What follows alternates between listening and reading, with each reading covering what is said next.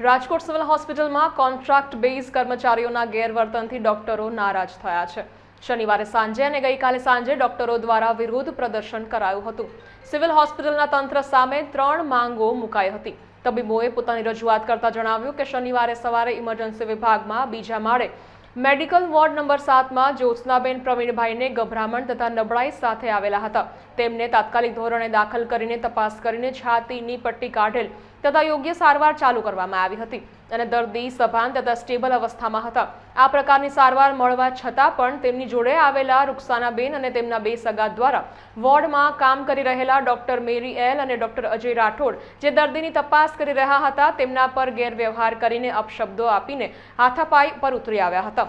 તેઓ દ્વારા આ બંને ડોક્ટરને લાફો મારવામાં આવ્યો હતો તેમજ મારામારી પણ કરવામાં આવેલ। ગત સાંજે રવિવારે પણ તબીબો એકત્ર થયા હતા અને સૂત્રોચ્ચાર કર્યા હતા।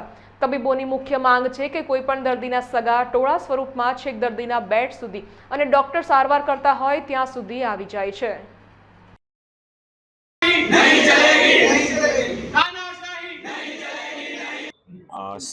શનિવારે જે જુનિયર રેસિડેન્ટ ડોક્ટર કે જે ફિમેલ અને એક મેલ રેસિડેન્ટ ડોક્ટર ઉપર જે ફિઝિકલ એસોલ્ટ અને ગેરવર્તણૂકનો અણબનાવ બન્યો હતો એના માટે અમે શનિવારે બપોરે જ ઓથોરિટીને અમારી ડિમાન્ડ મૂકેલી હતી।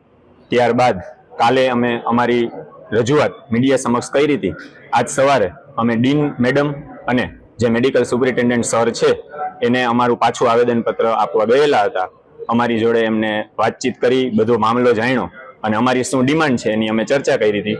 અમારી મુખ્ય 4 ડિમાન્ડ છે, બરાબર। એમાં પ્રથમ ડિમાન્ડ એ છે કે જે આના માટે એક્યુઝ છે કે જે અહીંયા ફિમેલ સર્વન્ટ છે ઓન ડ્યુટી અને એના જે સગાઓ છે, ફિમેલ સર્વન્ટને ઇમિડિયેટ ઇફેક્ટથી તાત્કાલિક ધોરણે ટર્મિનેટ કરવામાં આવે, પહેલી ડિમાન્ડ એ છે।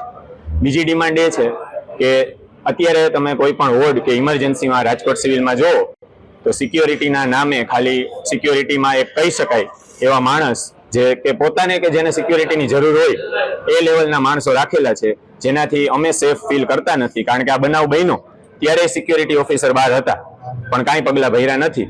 એટલે તાત્કાલિક ધોરણથી દરેક